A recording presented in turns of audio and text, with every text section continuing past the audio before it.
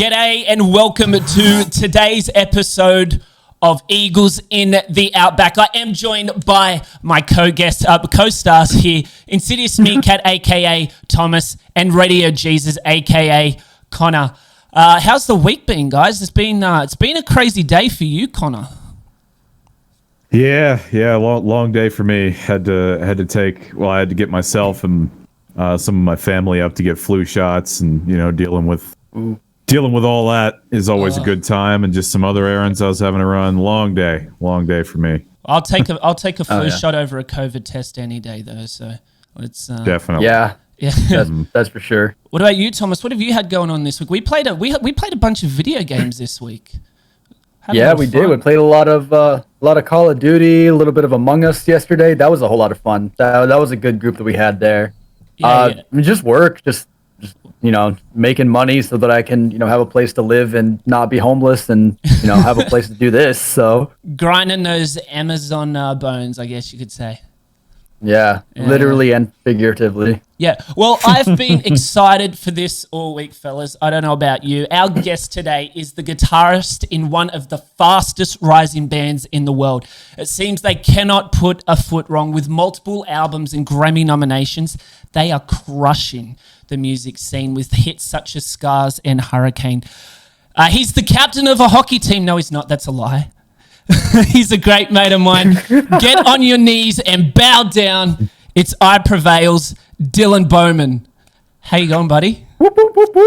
Dude, calling me out. Nobody needs to know that I never played hockey. They don't need to know that. How you doing? Ned? Doing good, bud. Listen, welcome to the show. Thank you so much for joining us. We've been excited for this all week. We've been homies now for a little bit, and you have led, I guess, one of the most interesting lives that I've been looking into you this week. Obviously, you guys have the band's success and how fast it became successful. It must be a trip for you. It's definitely weird because you go through your whole life wanting something so damn bad, and then once you finally kind of get to that tipping point where you get into the industry, you just kind of lose track of time. Like 2014, the very end of 2014 is kind of when the opportunity to be in Prevail was a thing. But from 2015 on, just feels like 1 year, and this year especially has felt long just because we've been home. But like everything up till that point was just a blur, man. Yeah. Well, let's get the negative out of the way right off the bat. It has been such a challenging year for recording artists and touring musicians. You were 3 weeks into your European tour when the band was called back home due to travel bans. COVID certainly changed the way we live today, but how's it been for the band this year? Well, so yeah, like you said, we were in the middle of a European run, and that was the longest that I had been in Europe, and it was challenging to say the least, because like it's hard to communicate just with like the data plans and things like that. So I was already going through the homesick thing for the first time, which was really new to me. I had gotten really sick, never diagnosed with COVID or anything. I had a German doctor take a look at me when I was in Germany, and he said that it was just a really bad virus. It wasn't COVID. Gave me codeine for some reason. All right. So I had one point where I actually stayed back at a hotel by myself, was super, super sick, met up with the guys, and I just remember like praying, like, I want to go home. 2 days later, we ended up going home. And if I knew going back like that this was all gonna come out, I would have played the rest of the tour sick as hell. I miss playing shows. I miss being around the fans. I miss just having that. It's been rough. Yeah. What was the conversation that the tour manager or the band manager had with you guys when it all came about? Because I guess I don't know if you guys were getting the American media in you were in Germany, you said at the time. Yeah. What was that conversation like? Was it like, oh no, I've jinxed the band, like just feeding off what you've just said, I was praying to go home, or was it Well, shit. there was actually what's going on? There was a lot of actually different feelings. So like obviously, like I said, I wanted to go home, and so the whole time we're hearing news that President Trump might shut down the country or might lock down the country. We might have to go home. So in this group message, I'm like pushing for it. I'm like, guys, let's just go home. Like, I don't feel good. I want to go home. I want to get home. Let's regroup and come back. Steve and Eric were really adamant about, no, man, we want to push through for these fans. Like, let's just keep going, man. Let's keep going. Brian, always on the air of caution, was like, I want to know more before I make a decision. And we had actually just picked up our drummer's wife, who flew in, and she'd flown in for to Switzerland. So there was a dynamic that she might not even be able to leave. So it was very, very skewed for every one of us. Every one of us had a different like horse in the game for where we wanted to go, why we wanted to go. But it turns out, so we played our last show. I can't even remember the city, but it was in Germany, and we were getting ready to drive to Amsterdam. That was supposed to be where the next show was, and they made the announcement that they were closing the borders.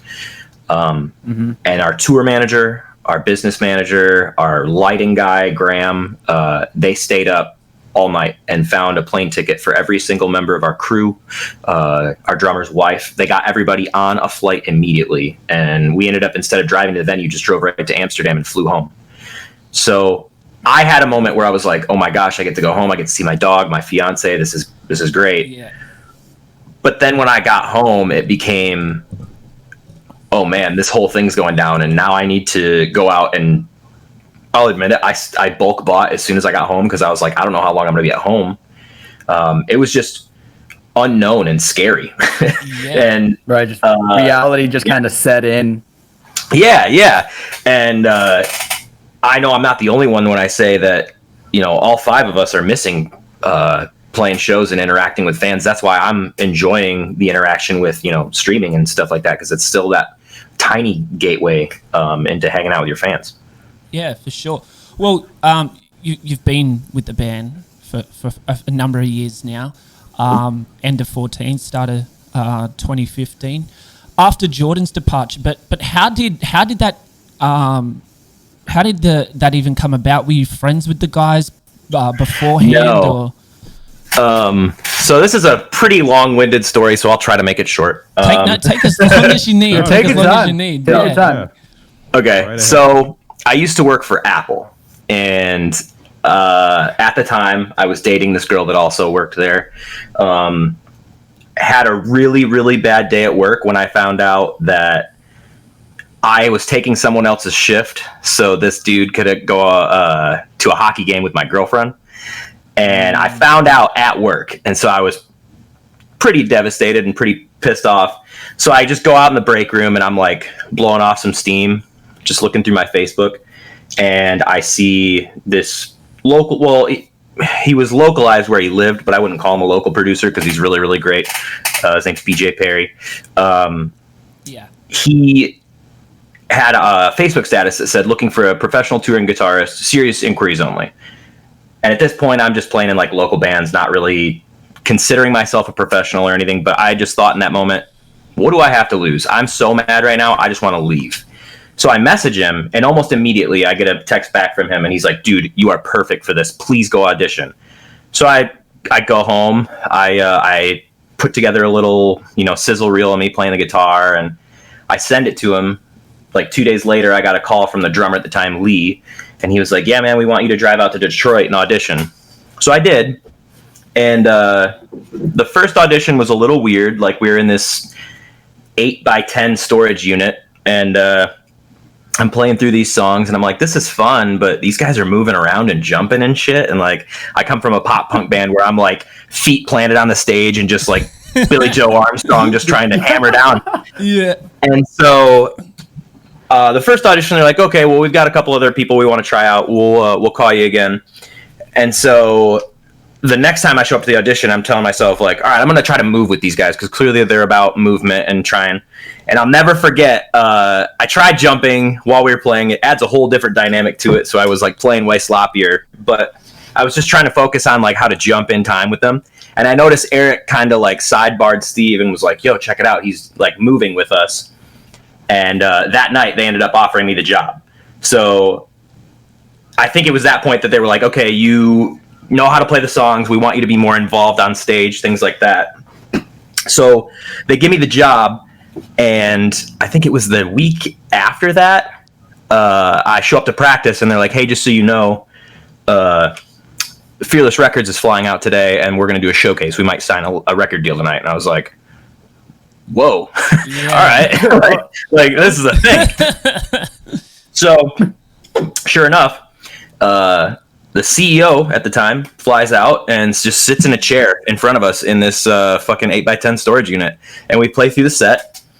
We go out to the bar, and the guy kind of goes over the terms and everything, and ended up signing the record deal and started touring like 2 months after that. It was pretty wild. It just like kind of happened. And the best part was I was able to go back because I was still working at Apple for the first 2 tours.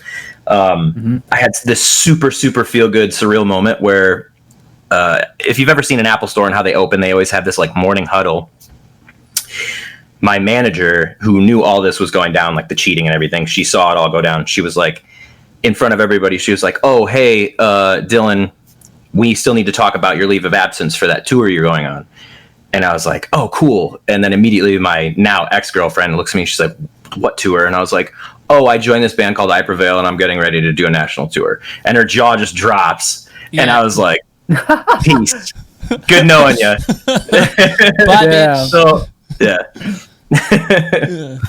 So it kind of sounds like from the point that you messaged that producer, from that moment, and then 2 months, like within a span of 2 months, you had signed a record deal and were touring in 2 months. Yeah, basically. Yeah. I mean, we had our first show ever was in Pittsburgh at the Altar Bar, and I think it was like sold out to 430 people. And we didn't know at the time what the demand would be for a tour. We had 8 songs, and we were doing a headliner tour, which is unheard of. Like, bands don't go out and headline with 8 songs. You just don't. But we saw a demand for it because of the cover, obviously. But the songs behind the cover, the EP that was written, was so well written and so catchy that these people loved it at the time, you know? Like, so it just kind of became this, like, trial by fire. Are we going to be a flash in the pan, or are we going to grow into, you know, whoever knows? And that's kind of how we take every step now. It's dare to suck is one of our mottos, and just like push the envelope of what Prevail is. We never are going to allow someone to box in what the sound is. That's just the way it is, you know? For sure. You know, kind of, you know, going off of that, you know, not going to let anybody box your sound in. You guys actually covered Blank Space by Taylor Swift, but you guys put your own, hard rock, metalcore spin on it. Whose idea was that? You know, like, this is what we're going to do. And then not only for that to be successful, but then it goes on Punk Goes Pop. Like who floated that idea, and just like, how was your reaction when you realized that, wow, this is blowing up? So the cover, if you go and watch the video, Jordan is still the guitarist of the cover. That was pre me being into the band, but I do know when they were writing the EP, it was kind of an afterthought. They wanted something to market it. And so they all sat down and they decided they were going to pick a Taylor Swift song. And I think it was either Brian or Lee, one of those two chose Blank Space as their song. They decided, like, hey, we should try this, because they tried a bunch of, you know, shortcuts of other songs, and that was the one that they felt had the most potential to be a breakout single of hers, and it happened to be the breakout single from that record initially. So it was one of those things where it was like the luck of the draw. They had the cover ready to go, so when you looked up YouTube placements, like, ours was right there when you saw her video.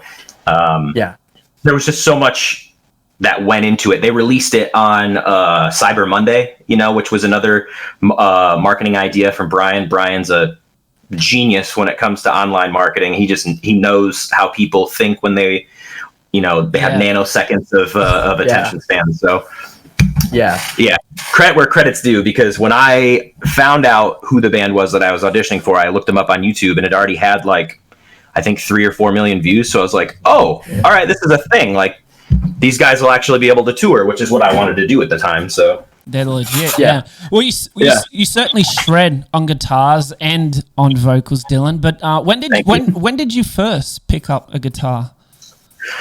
Let's see here. I think I asked for one when I was like 7 years old. My uncle has played in bar bands, ever since I was born. And I saw his band play once when I was really little, and I was like, man, that is so cool. I just want to do that. And so I asked my parents for an electric guitar when I was 7. They bought me one, but didn't buy me an amp because they thought it would just be another thing that I would just pick up and not play and do anything ever again with it. So I had to wait until my 10th birthday actually to get an amp. So there's about 3 years in there where I had a guitar that made no noise, and I literally was just pretending to play it. That's all. Like, I would just sit in my room and listen to like, my favorite albums at like Green Day and Bush and all these bands growing up. And I would just stare at myself in the mirror and be like, what would a rock star do? Like, how would they perform? Yeah. So yeah, I just did that until I was like 10. And then I got a brand new guitar. My parents bought me a Schecter, I think, for Christmas, like a Diamond Series. Yeah. And my uncle, I'll never forget this. He said, well, if you're getting a new guitar, you need an actual really nice amp. And he gave me, I still have it, it's over in the corner, Fender M80. It's from 1985. Original tubes in it and everything. It sounds... Original tubes still in it. Yeah. I mean, it's not. It's one of those family items that I'll never tour with or anything. Yeah. But I just remember playing for hours and hours and hours after I got that. And, when you're that young, you only know like Crazy Train, Iron Man, but I didn't care, it felt good. That's all that mattered. To actually hear the guitar that you're playing in all of its full glory instead of just the little metallic things every once in a while. Yeah. Yeah. I see quite a few guitars behind you right now. Is your favorite one there behind you? Is that somewhere else in a coveted space? I do have my favorite guitar behind me, actually. I'll show it off. Yeah, let's see it. Yeah. So, I have an endorsement with Paul Reed Smith Guitars. Shout out to PRS. Thank you guys. You're the best company in the world to work for. I love you guys. This is my absolute favorite guitar that I own. It's called a DC3, and it kind of looks a little bit like a Fender Stratocaster. It's got 3 single coil pickups, but the reason why I love this guitar so much, this one, I don't know if I can get it on camera, but on the very back, you're not going to be able to read it. It says custom built for Dylan Bowman, signed by Paul Reed Smith himself. Oh, yeah. Wow. Wow. They actually don't make these anymore. And the reason I got one, I was in a Guitar Center, I think in Salt Lake City, and they had a used one, and I was playing it. I was like, man, I love this guitar. And I hit up our artist relations guy, Rich, and I was like, hey, what do I got to do to get one of these? And he's like, well, they don't really make them anymore. Let me see if I can get a press going. And they pressed one for me, and they pressed one for Steve. His is a really beautiful, like pearlescent on the inside, and then black on the outside. Yeah. But this is definitely one of my favorites of all time. So that fretboard is beautiful, dude. Yeah, right. I love that. Yeah, I love this. Is that coincidentally, like, is that also the one that means the most to you, or is there maybe something like maybe that one of those early guitars, or maybe the one you auditioned with? Most of my early guitars, I actually keep at my parents' house. I have the first Paul Reed Smith I ever got was a gift from one of my ex-girlfriends. I keep that one there because I never play it anymore. I have one back here. I'll show you this one too. This is the one I auditioned with, actually. Yeah, you got to keep that one. Oh, okay.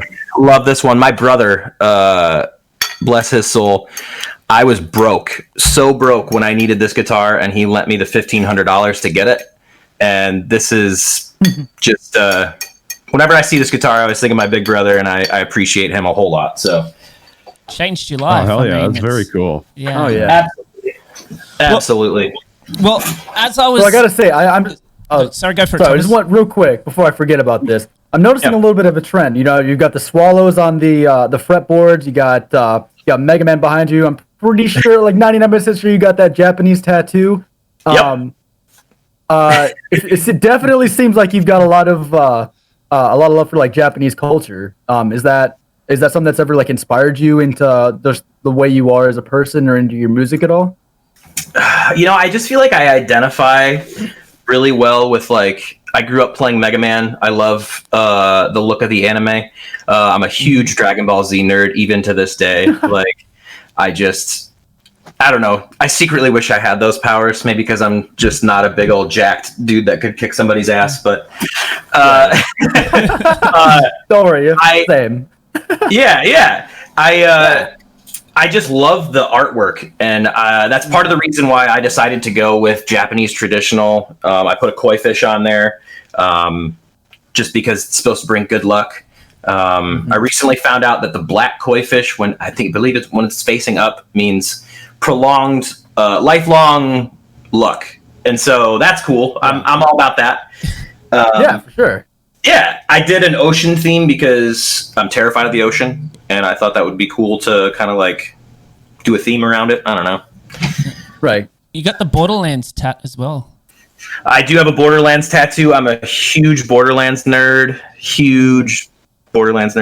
I'm just a nerd, really. That's Oh yeah. Well, pretty sure we all are. Yeah. As I was introducing you, dude, I made a joke about you being the captain of a hockey team.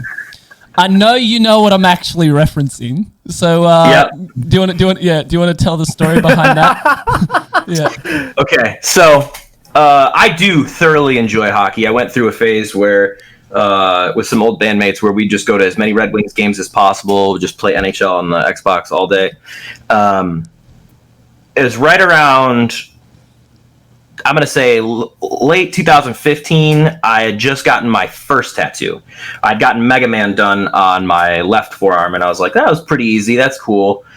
And I got it done from some artist. I didn't do any research. I just like went to the nearest one in a college town. Mm-hmm. So I went back to that guy, and I was like, hey, man, I want you to do another character from the game. His name's Zero. And I pulled up a picture of him, and I was like, I want you to do him up on the upper arm. I want to do like a whole Mega Man sleeve. The guy just stonewalls me, and he's immediately like, no, that's fucking stupid. And I had already paid for the appointment. I was there, and I was like, oh, I wasn't really prepared for you to say that. I just figured you would just do whatever I asked. I thought that's how tattoos worked at the time. Yeah. So then he's like, I mean, is there anything else you like? Like, we could do something different. Like, I could put like a skull on you. And I was like, no, that's not me. And then so he started asking me like, what do you like? I was like, I like hockey. And he's like, cool, let's put the C thing on your chest. And I was like, yeah, that's cool. Yeah.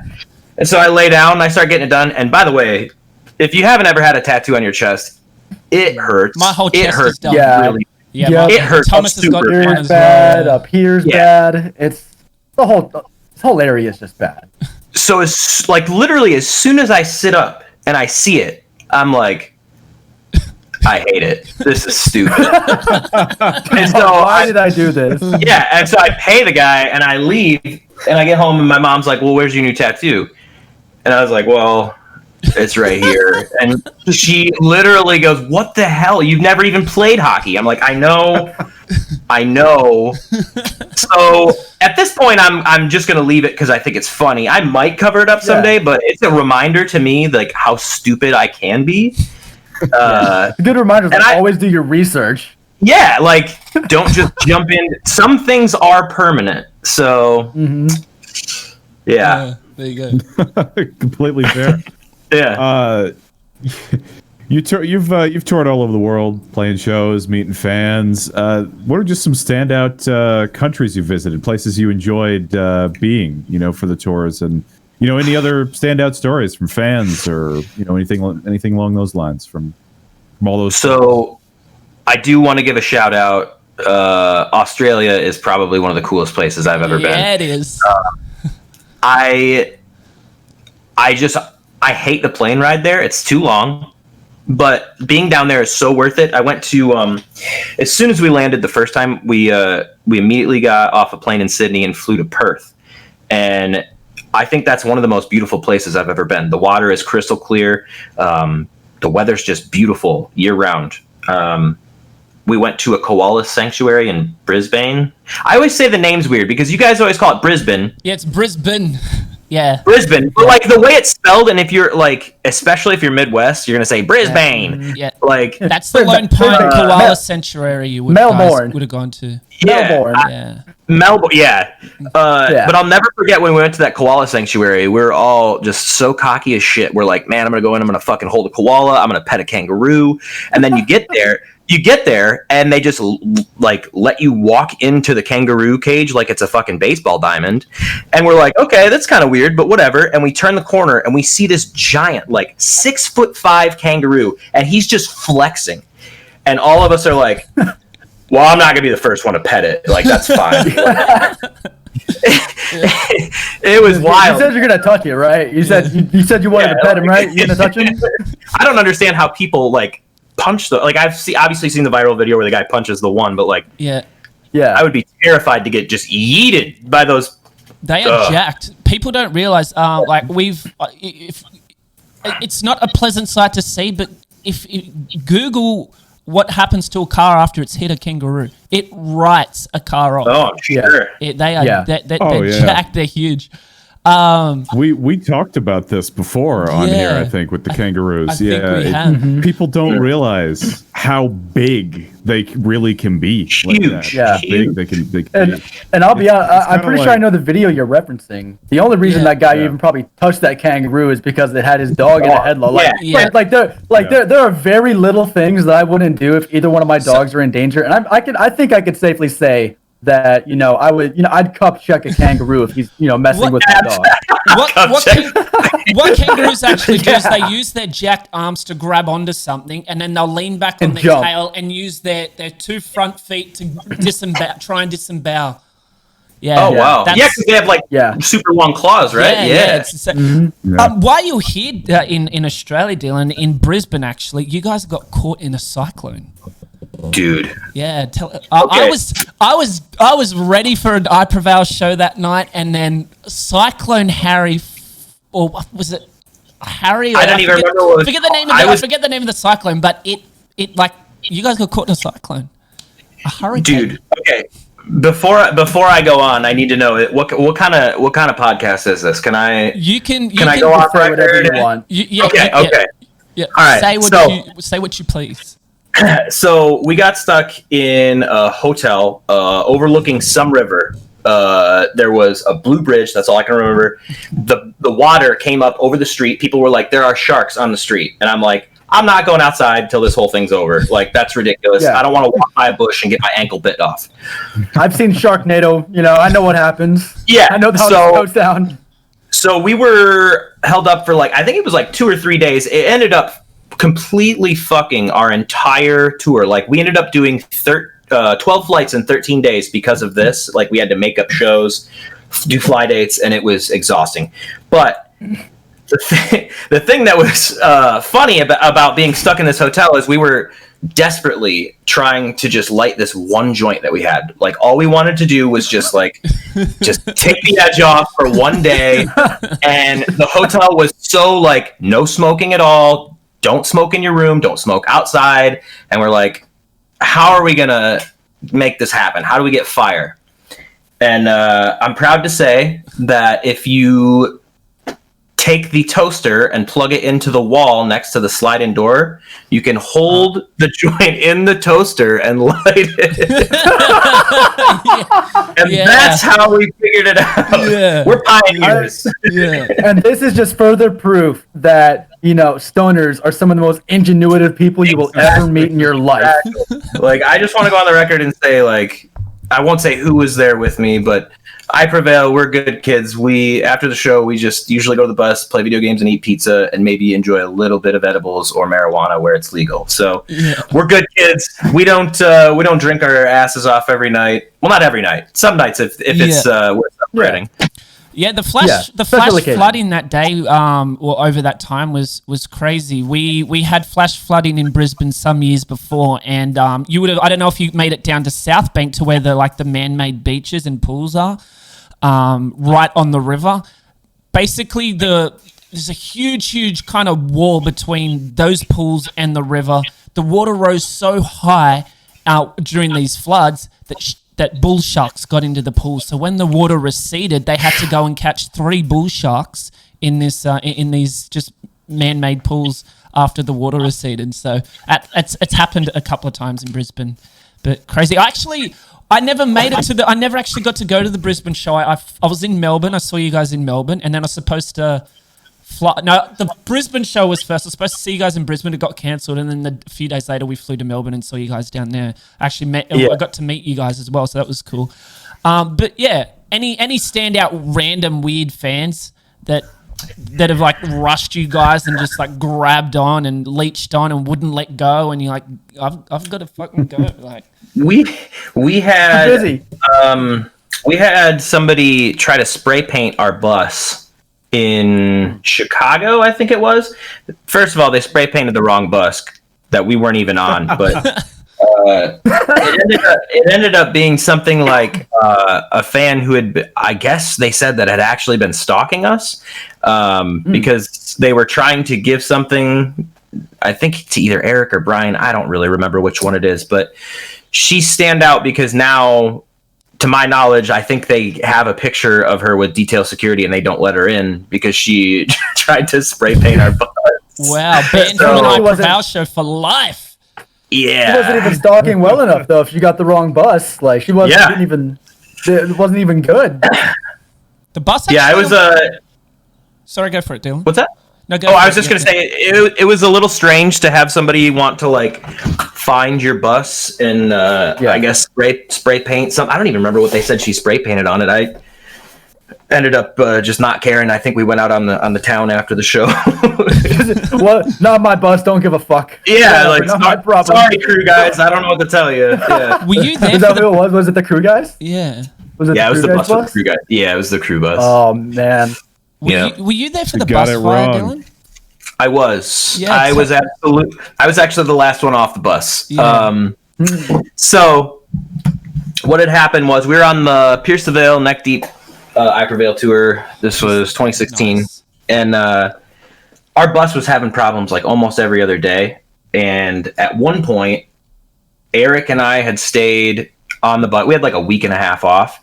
Eric and I stayed on the bus, and everyone else flew home. And they had us in Salt Lake City, just at like a Peterbilt garage where they were supposed to be fixing the bus all week. And they did, but it never really got fixed, obviously, because it burnt down. So what happened was we were going down Highway 99 in Fresno, and the engine was completely covered in oil. Apparently the brakes got really hot and it started to catch on fire. But what happened actually, like in the moment, I had stayed up almost all night, finally laid down to bed at like 5:30, 6 in the morning, and I'd put on some noise canceling headphones, just pass out, right? Next thing I know, our bus driver is putting his hands under me and just rips me out of the bunk.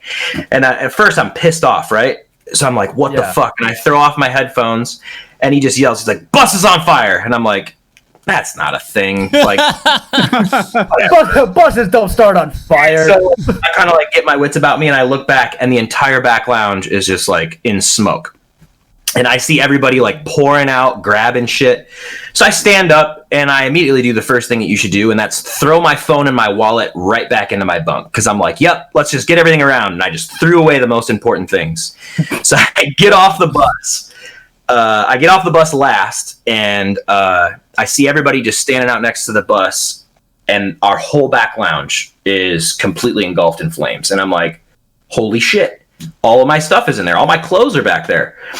And Eric is not completely naked. He has on boxer briefs and that's it. And he's just standing out in the middle of the road. And so I'm like looking at him. I'm like, dude, what do we do? And he's like, I don't know. I got to take a shit. And I'm like, where are you going? He just like walks into the woods. He's like, fuck this. I'm out. He dips. Lee, Brian, Steve, a couple other people go to the trailer because our gear's still in there. And they start trying to pull stuff out. The fire department shows up and they're like telling us, you need to get out and back away from the vehicle or you're under arrest. And I remember, I think Lee was like turned to one of the firefighters. He's like, "Are you a cop?" He's like, "No." And he's like, "Then move the fuck out of my way. These are custom drums, bro." Like, we're like moving shit out of the way. Drums are so expensive. Yeah. I don't blame him, dude. Not at all. Yeah. So I think the most intense part of the story, our bassist at the time was supposed to be taking breathalyzers for a not so great reason, but the bus has been on fire for maybe 5-10 minutes, and we're standing outside. And he all of a sudden just lights up. He's like, "Shit, I need to get this breathalyzer." And he just takes off running, runs back into the bus while it's on fire. Oh my God. Because if he didn't have it, he would have gone to jail. So like, I get it. But at the same time, holy shit. Went and got it, took it off the bus. He was fine. But the whole bus ended up going just completely kaput. We lost everything. I had to go... Pierce the Veil was nice enough. They came, they turned around and picked us all up, gave us shoes, which was nice. We went to the nearest mall, and we literally had to just buy wardrobe. The most ironic part to this whole story, though, as soon as we got to the show, all of our clothes are burnt.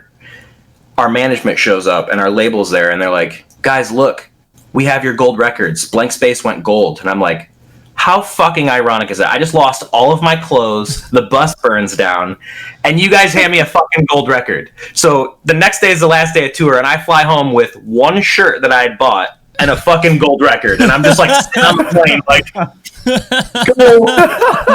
it's unbelievable. Silver linings, I guess. Is that how it works? I remember waking up in the morning and going on social media and seeing just the story about this, and I was like, no fucking way. Like, is anyone hurt? No, good. Everyone got off. That's like, nobody got hurt. God. It was, it was definitely one of those things where we all look at each other like, why the fuck did we name our band I Prevail? Why couldn't we name our band Easy Street? Like, what the? I didn't know Eric was in his jocks though. So. Oh yeah. Yeah. Oh yeah, the bus burned and you lost all that stuff, and you didn't even have the toaster that time. Yeah. Didn't even have. It wasn't even the toaster's fault. Yeah. Come on, level with us. You guys had a toaster back there, didn't you? Yeah, absolutely. Always got a toaster back there.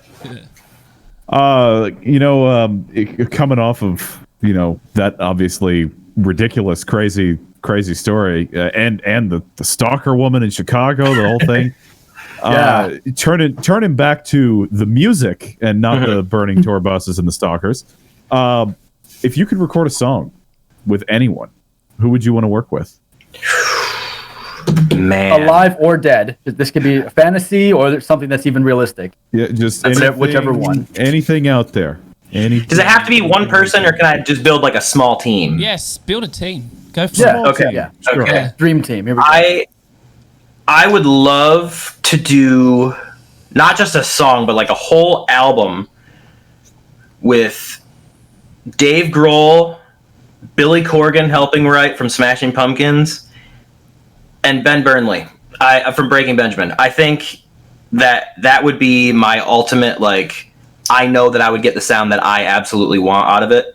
I think those three dudes really paved the way for me personally growing up. Just listening to all their bands, like Smashing Pumpkins was really, really cool in my opinion growing up. And then I got into this like Dave Grohl, I want to just be a badass all the time, vibe when the Foo Fighters came out with DOA and all that shit. And then right around high school, when I was like 16, I went and saw Breaking Benjamin for the first time, and I watched Ben Burnley shred. At the time, he was playing a PRS. That's why I play PRS now. But just watching somebody be able to play and sing at the same time, I was like, I want to do that. Like, whether or not it's lead vocals or backup vocals, that's what I want my job to be, is to just shred some gnarly riffs and then just belt out some really awesome vocal lines. That's a hard thing to do. A lot of people might not realize this. Like, it's one thing to focus on your chords and playing guitar and whatever, but then to let your mind go away from that and sing at the same time. It's a challenge.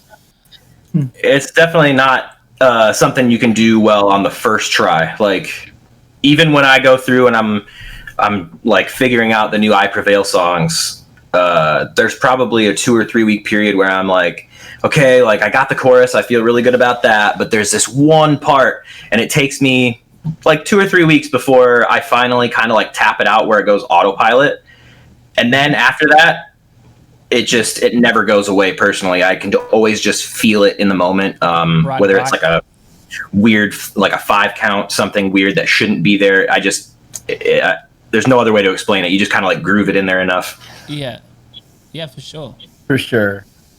Yeah, that's good. So I'm sure this goes into this a little bit of next question. Like you're just feeling the music in the moment. So obviously, Trauma is your latest album. Amazing songs on it. Bow Down, Hurricane. Funny story, actually. Just a few days ago, I was wanting to. I've kind of like not listened to metal as much as I used to, but I still, get the feeling for it. So I threw on Spotify Second Sucks Radio. I did remember.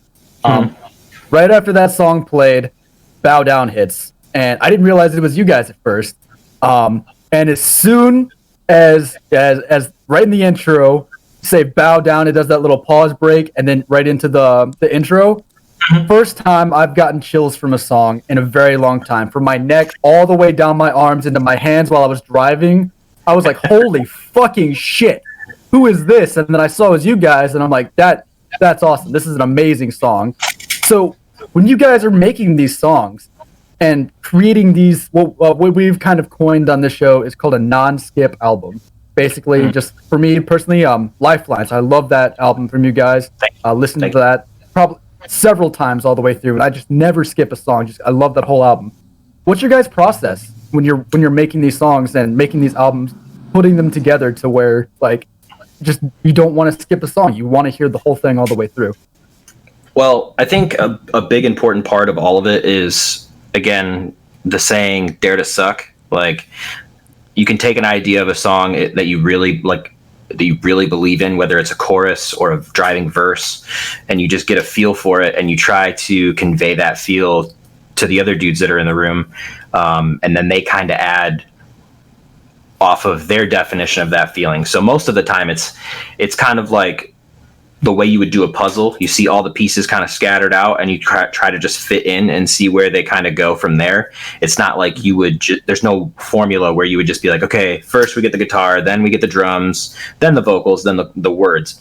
Like, it could just start as, oh, I have this really cool idea for this one part of lyrics that I have, and then somebody's like, oh, cool, let me match it up with, this awesome guitar riff, and then it just kind of builds piece by piece from there.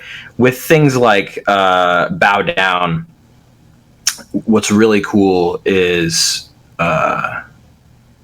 Eric was actually a big help in writing the guitar and getting that like very, very heavy sound. Yeah.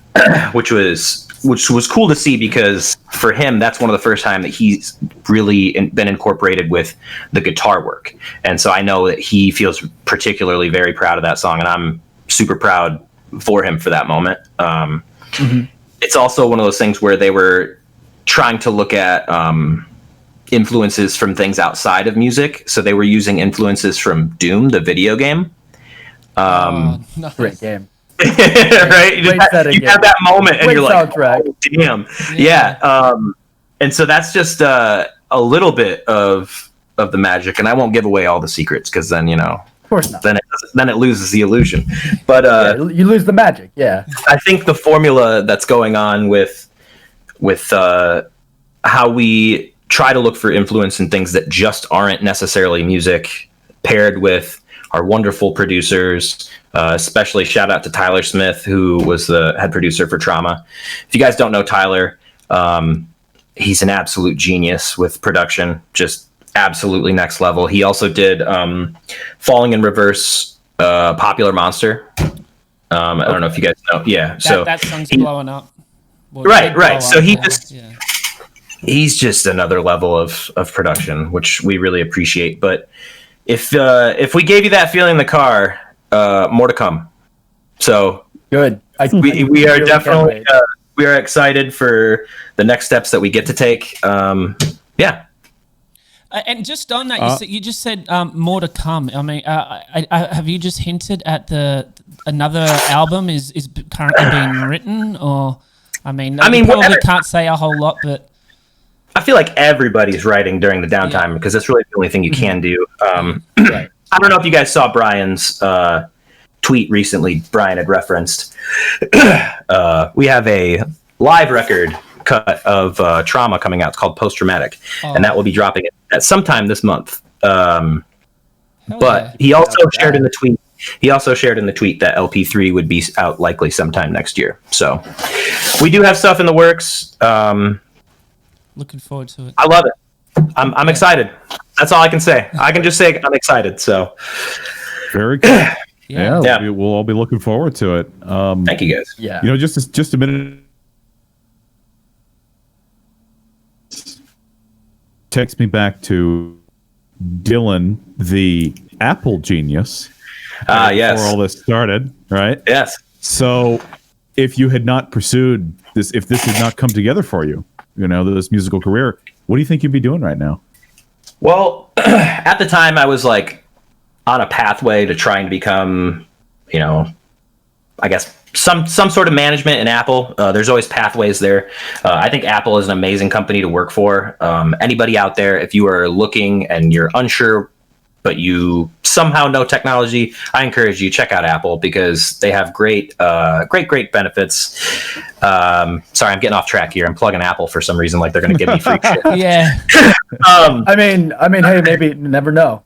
Right, but no, it was just it was a time in my life where I really felt like I actually got a step up on myself. You know, I didn't finish college, I should say.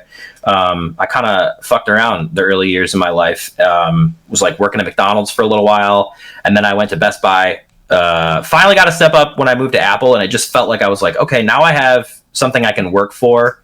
I felt like I was helping people every day because I was fixing their phones and their iPads and stuff. So it just felt like a nice skill I was learning rather than just, you know, putting fries in a fryer. Yeah. Yeah, and I mean, you know, in that same vein, so, you know, we asked you earlier about picking up the guitar, and you said that music always kind of spoke to you, and you've always been very, you know, very into it as a whole. But, you know, like outside of that, you know, was there any other aspirations that you had at any other time? Like for, you know, I want to be a rocket scientist or, you know, doctor, whatever. Like what else was out there for you? I don't normally talk about it because it's a little I guess it's not really embarrassing, but like most people don't think that this goes hand in hand with my career. My first attempt at going to college, I wanted to be a musical theater major, and I have done two musicals before.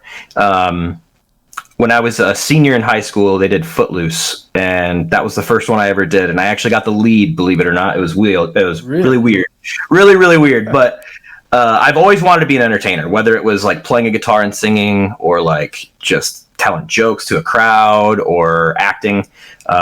So for a little while, I did that. Right after high school, I landed an amateur acting gig, I guess you could say, as there was a musical production of Disney's High School Musical.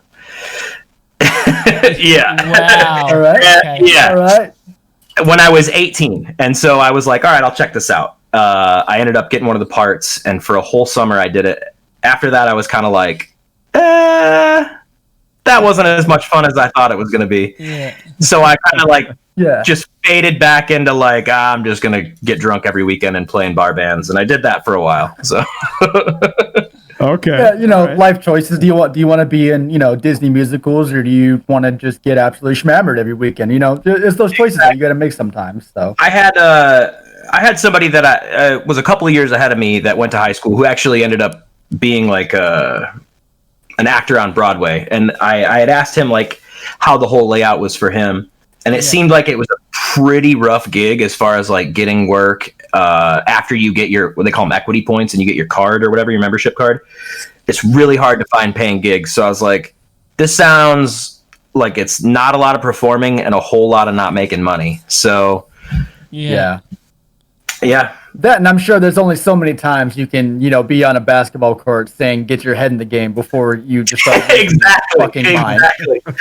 Yeah, it was a weird summer, to say the least. I would never change it. I had a blast, but looking back now, I was like, I don't think I'd want to do like a Hamilton or like a Shakespeare or anything like that. To be or not to be. Yeah. Yeah. But it has helped with like in the United States, we had Rage on the Stage tour, which was a huge theatrical, it wasn't even just a rock show. Like we had a wrestling ring, and there was supposed to be this whole like Brian and Eric dynamic. And unfortunately, Brian had his vocal polyp on that tour and left. And so I covered vocals for him, and it kind of gave me this like leg up of like, all right, I can control the crowd. I can perform. I've done this before. So it kind of like segued into it in a weird way. Well, this year, you know, you've had to obviously keep yourself busy with being at home, and you've taken to streaming on Twitch. We will link the channel for the guys that are watching. But tell us how gaming's. You said gaming's always been something you've done as a kid and growing up. How's the Twitch life treated you? I guess like how's you still getting that fan interaction? I guess you spoke about that before, but who told you about Twitch? How did you find out about Twitch? You know, I think it started. One of my really, really good friends. He's one of my best friends. He started doing it years ago, and they would just play Rocket League and Call of Duty. Yeah. They call it like drunk third shift gaming, and they'd stay up for third shift and they'd just like drink every time one of their chat people would come in and say +1. And I was like, oh, this is kind of fun. Like this is fun to like play video games and interact with people in real time. And then after I had started touring, he was like, dude, you should try your own channel. Like you live with Eric, you guys should do your own. Like that would probably blow up. And so when I lived with Eric in 2018, he was like, yo, I'm down. Let's get a computer. Let's get a green screen. Let's do it. So we started it then, and it was so shot. Like I had gotten OBS. I didn't know what I was doing. I had no skills with it at all. So I was like doing dumb overlays, like Rick and Morty fart sounds and stuff. And we were just playing Fortnite and like scary games. And it was going well. We were getting, like 10, 15 viewers or whatever. And we got to affiliate pretty quick. But then we just stopped all of 2019. I just didn't do anything with it. And when we got home, I decided I'm going to buy a computer. I want to get in on it on my own. Like, I really think I could kind of make a push for it. I didn't realize how hard it would be to, like, we obviously have a great fan base. I'm so thankful for all the followers I have on Instagram. I had no idea how hard it was going to be to try to push to a Twitch channel, because, like, some of them don't care about gaming. They don't care about, going to chat face-to-face, which is fine. So going to, like, posting something on Instagram and you get like 4,000 likes and you're like, oh, this is wild, to starting a Twitch channel where it's very organic and you only have like 5 to 10 people a night that are watching you. It's a little disheartening at first, but now I'm in this mindset where it's like, I appreciate that small community that I have so much. Yeah, definitely. And I found friends like Barry. I've gone into his stream to watch, like, what does this guy do? He's a full-time streamer. Okay, he's playing this game, he's interacting with his fans this way. It's been such a nice hobby to learn, like, etiquette, how to grow organically rather than just drop your name into Tim the Tap Man and be like, hey, subscribe to my channel. Like, yeah. I wake up now at like 7, 8 in the morning, and I'll go watch people that are streaming in my channel just to like kind of reciprocate, like, it's a whole community that I'm super thankful for now. And like, I actually look forward to when COVID is done and we go back to doing VIPs, because one thing that I will have as a band member that the other guys won't, maybe Eric, but not quite as much, is I'll have those interactions where somebody comes up and they're like, hey, this is my username. We talk almost every night on your Twitch channel. I'm gonna be like, oh my gosh, it's so nice to finally meet you. Like, I already know about you. I know where you work. Like, it's so cool. It's so cool because, like, it's just one of those things you don't get in an interaction. Like, you could buy a VIP 7 times over and come up and say hey to me, but I'm never going to learn about you like I will if you're hanging out in a chat and having those moments where you, oh, remember that time when you were playing Valorant and this happened? Like, this is a beautiful thing. Yeah. You and Eric have a bit of a rivalry going on as well with the channels and the subs and We do.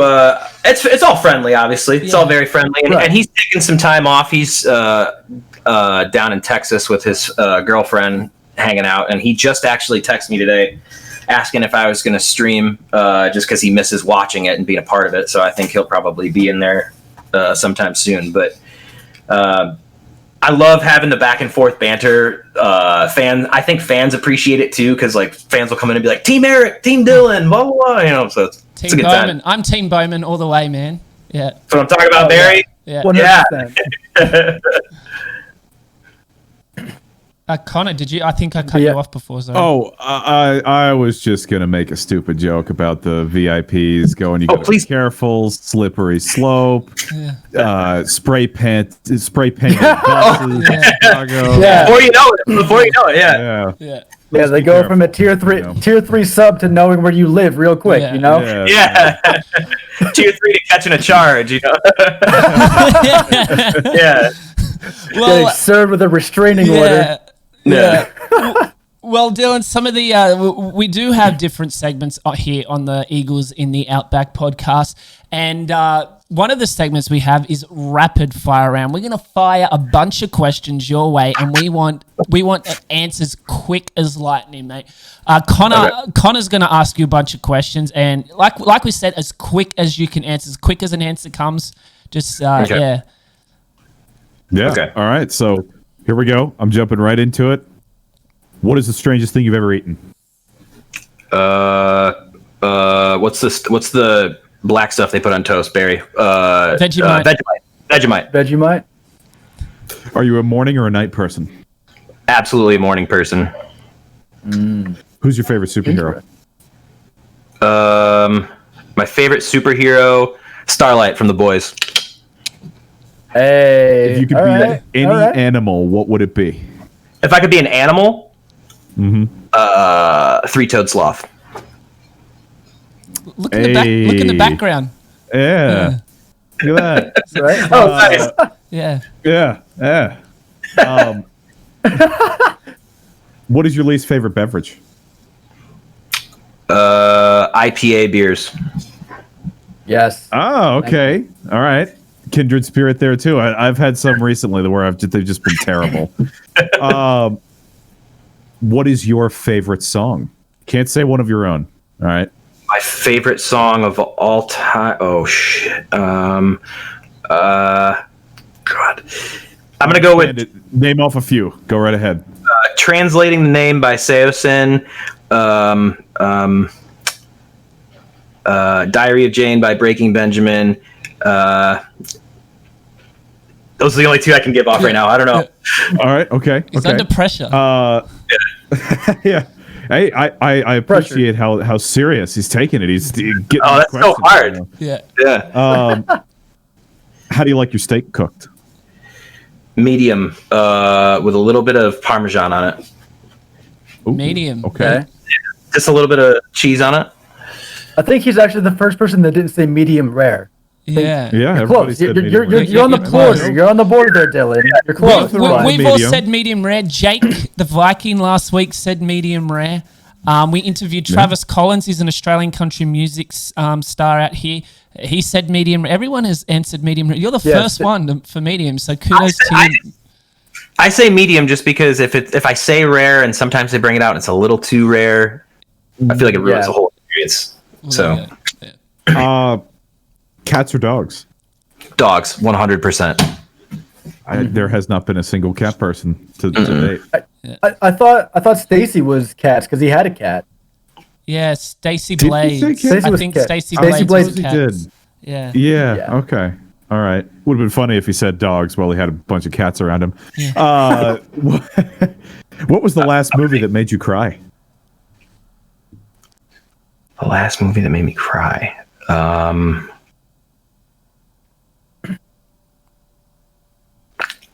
gonna say. I think Lilo and Stitch when I was in like 6th grade, man. I don't know. Really? I think so. I cried in theater. You're telling me that like you didn't cry during Avengers Endgame if you've watched that? That didn't bring a little tear to your eye, or? So I you might hate me for this, but I'm not a huge Marvel guy. I'm not a huge DC guy either. When I went and saw it, I purely saw it as a support, as Eric's friend. I waited in line for them, got snacks while they all rushed in, and I watched Endgame without watching any Marvel movies before it. Oh, so I know you that didn't build that relation with the characters. Yeah. You did. You had no idea why they were time traveling. You're like, Exactly. okay, well, this is happening. Yeah, I'm making my fiance bring me my. Hard to do. I'm making my fiance bring me my dog after. The little guy. He's new, isn't he? Yeah, this is Duncan. Oh, look at him. I sent you that video. You have to watch it. The Australian song from Slim Dusty, "I'd Love to Have a Beer with Duncan," is the name of the song. That's right. Yeah, you got to check it out. Hi, buddy. I got a couple more for you here to round out the. Sorry. But no, you're fine. All good. All the dogs on camera is absolutely A+ content. Yeah. On a scale of 1 to 10, how good of a driver are you? 6.5. Ooh, okay. I need a little bit of content. Like, why? 6.5 because I drive not fast, but I'm also very aggressive in a weird way. Like if I'm on the highway, I'm doing maybe 73 in the left lane, but in the city, I'm also the first to go. Fucking go! Okay. Just All right, 73 fair. all around the board, no matter where you're driving. Yeah. Safe, arrive alive. That's my motto. Okay. Who was your first celebrity crush? First celebrity crush. I think Christina Aguilera. I had Really? Okay. that weird photo of her like in the pool where like half of her butt's coming out. I had that poster on my wall when I was in like 5th grade. Huge crush on her. Oh hell yeah. And have you ever stolen anything? I have. I stole a pack of Yu-Gi-Oh cards when I was in grade school out of the Kmart. Jake did too, didn't he? Jake did too, yeah. Yeah. I stole a pack of Yu-Gi-Oh cards from the Kmart. I took it out of the cardboard box and it was just in the plastic wrap. I put it in my pocket and I walked out of the garden center. The alarm went off and the lady said to me, "Don't worry, it always goes off. Just go." And I was like, okay. It was a half day from school. And so I walk out all cool and then I dead sprint after I got out of the parking lot back to my friend's house, and I was just like, oh my god, the heart attack you must have had. I'm sure as soon as you heard the beeping, just the beeping, your heart just sank right into your ass at that point. I was like, I wonder if they really only give you bread and water in prison. I'm gonna find out. So I gotta ask though, did you get anything good? Any shinies? I think they're called in Yu-Gi-Oh, or is that Pokemon? I think they're holographics. Yeah. I remember I got a Blue Eyes White Dragon and a Dark Magician, which I think those were pretty basic at the time. I think I was supposed to get them out of the pack that I stole from, but I think I still have those too. I don't know. Oh, there you go. It's somewhere. In the box in the attic somewhere. The last question from our rapid fire round is a fan favorite.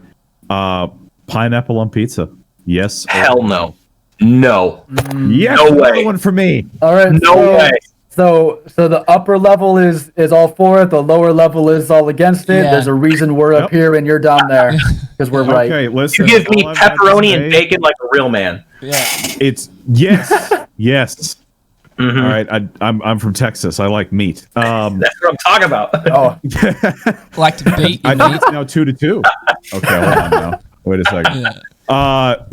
I think it's 2-2 now between all the guests we've had on for yes and no. Yeah. So it's I am close. pleased. Yeah. Yeah, it's a close one. I'm pleased. Nice. Sloths, no pineapples on the pizza. Yeah. Good Well, enough for me. Dylan Bowman, you survived rapid fire round, but will you survive the next segment? Would you rather? Another fan favorite segment we have here on the Eagles in the Outback podcast. Thomas has got a bunch of questions to ask you. Would you rather? yep. So here we go. The would you rather section. If you've never played it before, basically I give you two scenarios and you have to choose whichever one you would rather do. So for the first one, we will ask you, would you rather be able to talk with animals or be able to speak any foreign language? You know, I think I'd rather be able to talk to animals. I spend 99% of my time around my 3 dogs, who I love very much.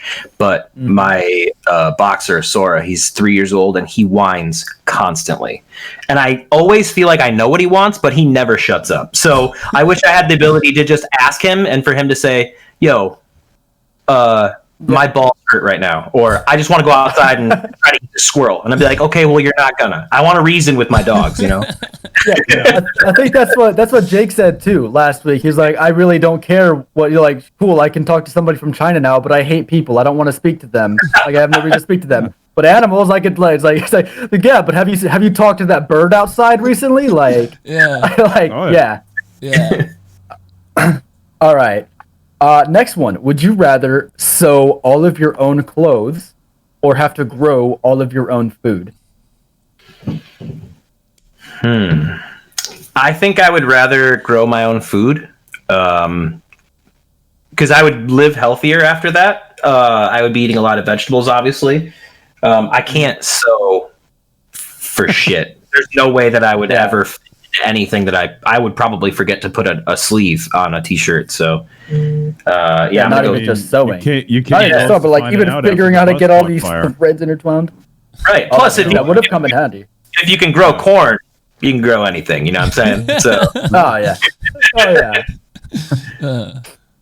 Oh man. All right. Would you rather publish your entire search history from this point right now to the beginning, or never be able to use a smartphone ever again? Oh man. Oh boy. You know, I'm gonna go with never using a smartphone again. What are you hiding, sir? What are you hiding there, Dylan? Yeah. I'm just gonna say something you don't want. Weird years growing up, you know what I'm saying? Back in the old days when you had to download your porn instead of just get up like all these millennials have. Yeah, exactly. One line at a time. Just That was. Oh yeah. Yeah. The anxiety of like trying to use a computer in the basement while it's like loading. You're like, yeah, just listening for any footsteps above you. You hear the basement door open, like shit. But on the plus side though, never having a smartphone again. Probably would get a whole lot more interaction. I feel like every time I go to a restaurant now, I see somebody's on their phone instead of talking to whoever they're with. So, it's kind of sad sometimes too, because you'll see like kids nowadays with their grandparents not realizing that they might not have that much time left with them, and they're still just kind of ignoring. Mm-hmm. Pay attention to your grandparents if you are lucky enough to still have them. By the way, absolutely. Would you rather skinny dip with a family member or skinny dip with a complete stranger? Complete stranger. Absolutely. Yep, that seems like to be the common trend there. I asked Jake last week. All right, the three of us. Who you skinny dipping with? Let's go. Let's go, guys. Like I said it last week, definitely a stranger. I like because it doesn't specify who it is. So like if I have to skinny dip with my mom, there's going to be a lot of mental repercussions I'm going to have to deal with after that. Yeah. So. My whole outlook on interaction with strangers, I'm like, I'm going to be as weird as possible if you're a stranger because A, you're likely to remember, and B, I don't have to necessarily deal with that every night. I don't have to unpack that emotional scarring. So I'm usually pretty cut and dry and normal with my family, and I just let loose with random people. I just think it's more fun. Definitely. Yeah, I've always wanted to try something that I know would freak somebody out, but would have no, repercussions to me. Just walk up to some complete random stranger in the store, look them in the eyes, and say, "You will remember me for the rest of your life," and then just walk away, because they're gonna think about that every day. Be like, "Who the fuck was that? Why did that? Why me? Why did that happen to me?" And then I'm just gonna forget about it like a couple of days later. So I want to do that one day. Just say something super cryptic before that. Just say, when the time comes, the answer is 27. And they'll be like, what the fuck? Every test, they're going to be like, okay, it's 27. This is an option. Math. What, where? Yeah. Okay, question 27. What is this? Yeah. All right. Would you rather be stuck on a broken ski lift or stuck inside of a broken elevator? Heights versus claustrophobia. God. I've been stuck in a broke elevator before, but not for that long. I'm gonna go with the elevator. I hate heights. I hate them. Yeah? I feel like I would pass out. Not Kindred only that, spirit. you'd also have to I deal hate with heights. being cold as well. Yeah. True. Yeah. Yeah. That is Stuff true. that. You don't So even that know what kinda- cold is, Barry. You don't even know what cold is, bro. Yeah, I know. Right. I know. I'm from Wisconsin. I'm from Wisconsin, just across the lake from you, originally. Oh, yeah. So, yeah, my So you first know year in what's up. Wisconsin was it was 2005 when we, and then the year after, they had that huge snowstorm. I'm pretty sure Michigan got it too, where the snow was like above people's doors, like everything was shut down for like 3 days. That was bad. That was a bad year for winter. Yeah. The snow gets pretty ridiculous up here in the Midwest. Yeah, it definitely does. So with heights, would you rather, both of these with the proper equipment, of course, jump out of an airplane or climb a mountain? I hate both those options. I'm gonna go with climb a mountain just because I still can hold onto the ground. I hate flying in planes, and I do it all the time. I'm afraid of falling out of them. I don't think I could do it. Don't think I could. Yeah. Yeah, I don't think no one's afraid of the heights. They're afraid of what's going to happen when you hit the ground from that height. I'll say this about planes. I'm always like, I'm okay with flying, but there's always a little bit of a like when I'm taking off and when I'm landing. There's just a little bit of a draw the breath in. Okay, all right, I'm fine. Everything's good. The wings didn't fall off. The wheels worked, etc. And we're all good. That's always my thing with planes. I always get really sweaty. Pucker factor on landing. I always get really sweaty palms, and I'm always like, okay, it could happen. It could, but I always try to remember it. I can't even remember where I read this, but to think of it like a boat and like how it like hits the waves. That's kind of how it is interacting with the air. And every time I think of that, I feel a little bit better, but I don't think I'll ever actually get over it. It's just part of the job. For me, I'll never forget. So when I was in the military, I flew back to Wisconsin for Christmas from Okinawa, Japan. And I was on what's called a space available flight, which is basically they throw you in the back of a C-130 that's just cold as shit. Like no air, there's no like airflow, there's no heating. It's just the back of a cargo plane. I will never forget when I found out as I was getting on the plane, it was somebody that was new was going to be flying the plane, and all of us that were in there were like, "We're gonna die. Like, this is gonna be it. This like it's already a military grade. This thing's gonna fall out of the fucking sky at any point. We're going over the ocean. This is gonna be horrible." And then on the landing, we were dropping super fast. Like, you know, like whenever you go over a bump, you feel like that little, like, ooh, that I felt that bump. That was like, I had that feeling the whole way down, and we hit the ground and we like bounced, and I'm like, I'm dead. This is it. Like, I'm not making it home. Like, oh fuck, no. nope. Yeah, that was, so if you ever have a chance to ride in the back of a C-130, don't do it. Pass on it. yeah, just be like, you know what? I'll drive. Thanks though. Yeah. All right, and then for our last would you rather question, and possibly our most difficult one, so brace yourself for this one. Would you rather know how you are going to die, or would you rather know when you are going to die? It's a hard one. I want to know when I'm going to die. I don't want to know how I'm going to die, because if I know how I'm going to die, I feel like I'm just going to think about that all the time, which is weird because most people would say the opposite. But like, if I know when I'm going to die, I'm going to plan accordingly. And that whole week up to is just going to be party central. I don't care how hungover I'm going to be. I'm going to be like, yo, I'm not living after this. And to be honest with you, that's something I think about almost every day, is like, am I going to die right now? Anxiety is an awful thing. And I feel like if you knew for sure when it was going to happen, would you be as anxious? Probably takes the stress away. Yeah, you'd be like, nah, I got plenty of time. I got 37 weeks, you know? Yeah. That's true. We were saying, can you imagine if you found out and it was like, oh, you'll be hit by a bus, and then every time you see a bus, you're going to be like, exactly. The anxiety would be, it would not be. And think about handle it. Think about the heartache if you find out how you die and it's like chokes on cake. It's like, are you kidding me? Like, that's how I go out? Then I'd be like, all right, enter me in Fight Club. Enter me in the UFC right now. I'm going to go just get the Christ beat out of me because I'm not going to die that way. I'm going to choke on cake. What was it? I think it was Jake that brought it up. It was like, what if death is just a really big dick? And he's like, how am I going to die? In your sleep. Like, when? Like, I was about to take a nap. Yeah. Yeah.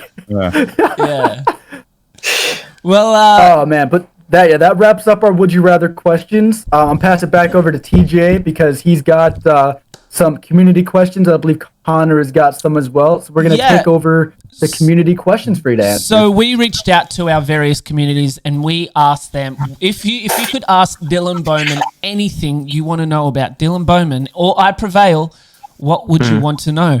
And Connor has actually compiled a bunch of questions from our communities, and he's going to fire them away to you right now. Okay. Yeah. So first one off the rip is from somebody who was extremely excited to hear that you were going to be on the show because he's a big fan, and he wanted to know. You mentioned that Brian having the problem with his vocal cords. He wanted to know what was your thought process or any nerves that you had when you took over the vocals. His vocals. Well, it kind of really happened so fast that I didn't really have a chance to get nerves. We were in Chicago. It was like 12 shows into the Rage on the Stage tour that we were headlining, biggest headliner we had ever done. And I was actually super sick. And my fiance, Mandy, had flown in to spend some time with me. She knew I wasn't feeling good. So I was in a hotel room away from the bus. And I remember that morning I was coughing up blood. I was taking antibiotics and I get back to the bus and I see Steve just pacing back and forth on his phone. And whenever I see Steve pacing on his cell phone, that's not a good thing. That means the bus is on fire or we have to book a different plane or something. So I'm like, uh-oh. So I walk up to him and I'm like, hey man, how's your day going? And he goes, not good. How do you feel about singing lead vocals tonight? And I was like, I have bronchitis. And he's like, well, you don't really have a choice. We need you to. And I was like, okay, all right. So I go in to sound check and I'm like, why, what's going on? Is Brian sick? Because at the time, Eric and I both got really sick and I assumed Brian had it, but Brian's not at sound check. Eric and I are both trying to figure out how we're going to do this vocal set, and I have a fever breaking. But to make a long-winded story short, after the first night, it got easier every night as it went. And while I did have fun doing it, every single night I was like, this isn't what I wanted it to be. I wanted Brian to be out here. I'm glad that the fans still had a great time, and I love that Eric was able to kind of like really step into a frontman role on that tour. I do like seeing some of the videos of it. It's fun to look back and be like, oh, I was the lead singer for a little bit. I got to do Rock on the Range while Brian was out, but having Brian back puts me in my sweet spot where I love, like I said, playing the guitar and just singing a couple lines here and there. So it was fun, but very stressful. Okay. Yeah, completely understandable. That's yeah. I mean, there's a lot of pressure that was just kind of thrown on you last second. There was a ton. I mean, we had the label people come in, and yeah, there were label people there. Like, is this going to work? Should we pull the plug on the tour? And it just kept working, so we did it for 53 shows. Dang. And it probably I can almost guarantee made you a better musician after that as well, knowing that you can take on a challenge like that. If God forbid anything ever like that happens again, where you need to step up in that role, you know that you're able to do it. Yeah, we're able to, in the set now, we give Brian a little break just because if you've ever had a vocal polyp, it's supposed to be extremely painful. So we like to give him a little break. And I still sing Stuck in Your Head, which is one that he's like, go ahead, just do it. So I still get a little bit of that fun time during a show. So. Okay. Mm-hmm. Another question was, what is a band you'd like to collaborate with that you haven't yet been able to do any work with? So I was telling you guys earlier that I would love to work with Ben Burnley, and I'm slowly getting in tight with the boys in Breaking Benjamin. Jason's a good friend of mine now, and Aaron, he also streams as well. So I've been talking with them. We went up to see them when they toured with Korn, and I got a chance to talk to. I got a chance to talk to them for a little bit, and they were also huge fans of Trauma. Turns out, which was a huge honor to hear them say that. And they have said to us before, you know, anytime you guys want to stop down, just sit in the studio for a little bit. We'd love to hang out and write with you guys. So hopefully we can make that happen someday. Hell yeah. Okay, yeah, very cool. That would be an awesome collaboration, I think. I would love it. Yeah.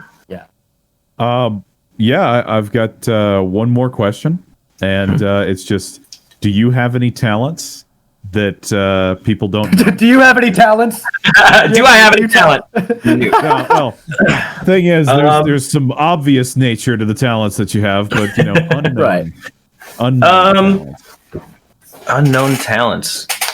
I mean, anything you're really good at that nobody knows. Nah, I mean, sometimes I feel like I can do some impressions well, not a lot, but like I've had friends say in the past, like, dude, you should do voice acting. You're really interesting to listen to and do those kind of fun voices. But I mean, for the most part, I spent most of my childhood honing on the one talent that I did have. So I guess that's really it. What impressions have you done that you would say that you're good at? Well, I at one point on my stream, I feel bad for saying this, but I was making fun of this kid he sounded like Fozzie Bear. And he was talking like this while we were playing Valorant. And he was like, I think we should go to B. We should go to B site and plant the bomb. And so I was dying laughing, and I was doing that voice, and people were like, wow, that was actually pretty good. So, I don't know. Sometimes I can, yeah. All right. Good enough for me. Man of many talents. Yeah. I had a community question. Tell us about hang on, let me get this up here. Tell us about the feeling you get when you guys are on stage, you're doing your thing, and the crowd are screaming back at you the lyrics to the songs. Like there's that bit in Come and Get It where Eric will go, take a look around, tell me what you see, the wolves are out, it's about to get, and then the band cuts and the whole crowd screams rowdy, and then go. Like, tell us about that feeling. That moment, the best way to describe that feeling is, so I told you when I was a little kid, I would stand in front of the mirror and pretend to be a rock star, and like what that felt like. Those were the moments that I envisioned when I was a little kid, like the crowd screaming back lyrics and just feeling like a fucking badass, you know?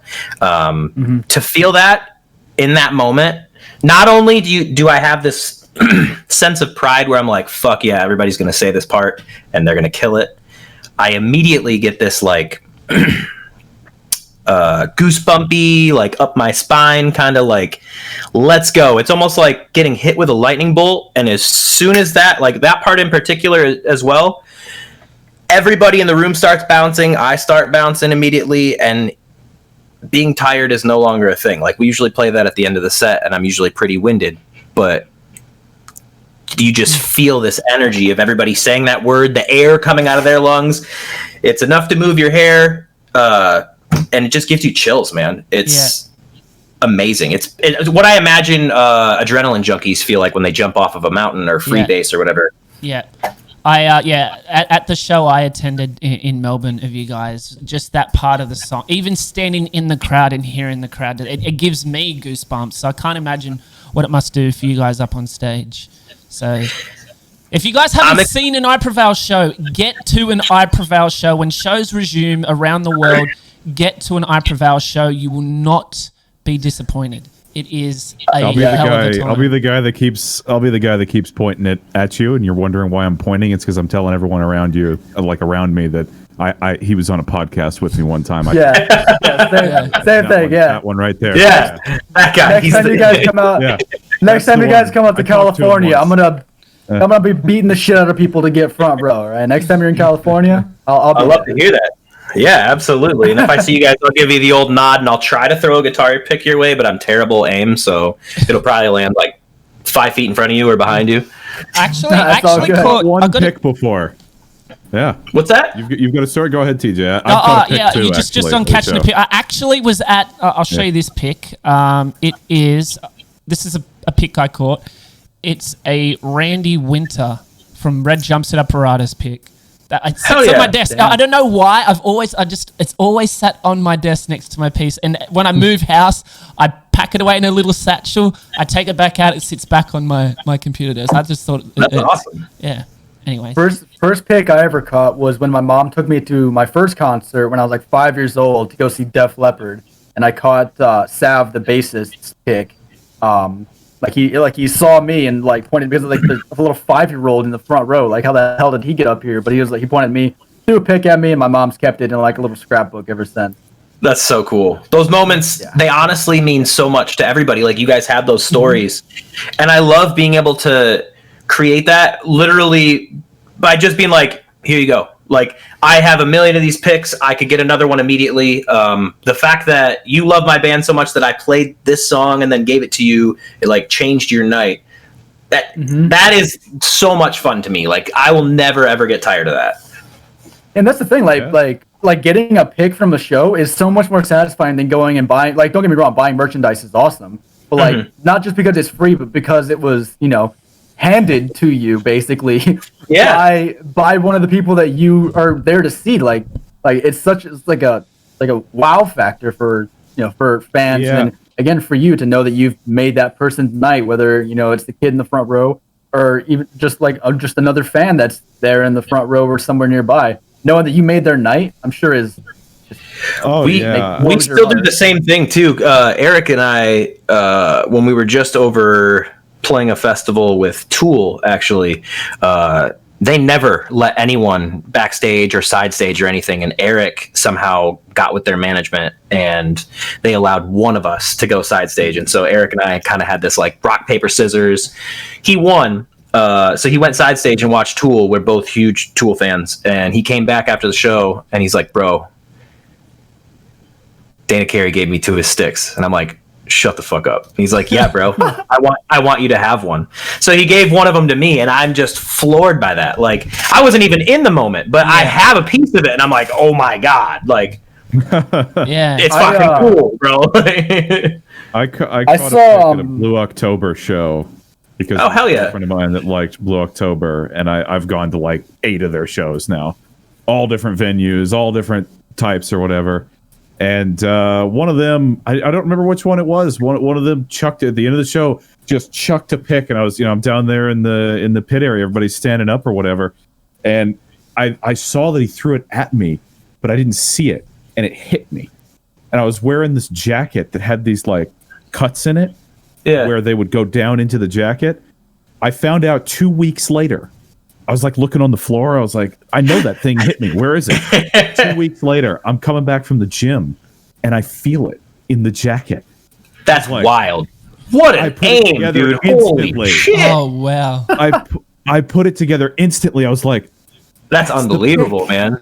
And I reached down in there. I grabbed it. I gave it to her to keep with one of the CDs or something like that. Good guy. Yeah. What a good guy. I got hit with a pick and caught it with my jacket and didn't even know it. Well, one of my favorite moments just one quick thing. One of my favorite moments from the show is kind of a dick thing to say that is my favorite, but I saw I'm not sure. I'm pretty sure you guys have played at the Rave in Wisconsin. Have you ever played it? So it's called the Rave in Milwaukee, Wisconsin. It's near the hotel where Jeffrey Dahmer killed one of his people. Yeah, I think I remember playing there. Yeah.